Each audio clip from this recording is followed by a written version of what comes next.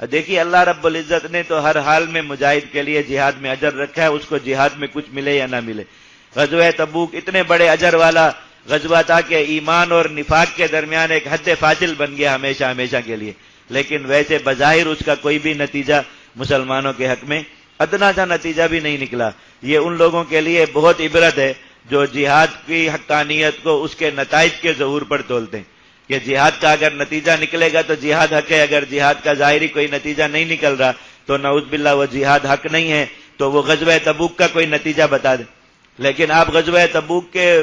سفر کی وجہ سے صحابہ کرام کو ملنے والے انعامات قرآن مجید میں پڑھیں تو ہر انسان کا دل یہ چاہے گا کہ بس ایسا ہی جہاد ملے جس کا کوئی نتیجہ نہ ہو، ہر انسان کا یہی دل چاہے۔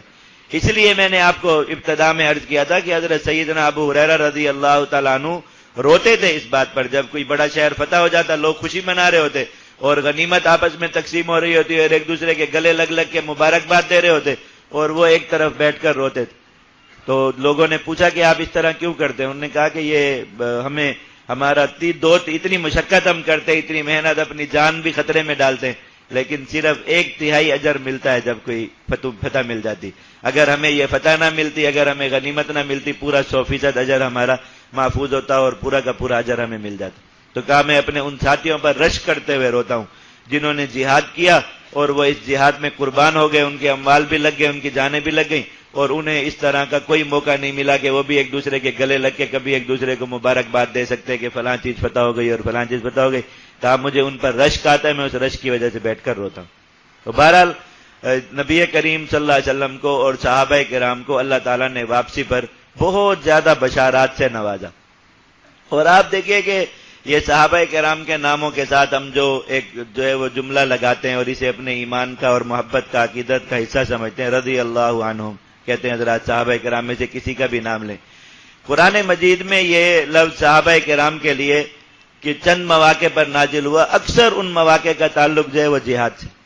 جب صحابہ کرام نے جہاد میں کوئی بہت ہی ایسا کام کر کے دکھایا اللہ تعالیٰ کو جس سے اللہ تعالیٰ کو بہت خوشی ہوئی اور اللہ تعالیٰ کے ساتھ بہت جان نثاری کا ان کا اظہار ہوا، اللہ تعالیٰ نے فرمایا کہ رضی اللہ عنہ۔ یہاں غزوہ تبوک کے موقع پر یہ لفظ ان کے لیے اترا کہ اللہ تعالیٰ ان سب سے راضی ہو گیا، رضی اللہ عنہم ورضوا عنہ، اللہ تعالیٰ ان سے راضی ہو گیا، وہ اللہ سے راضی ہو گئے۔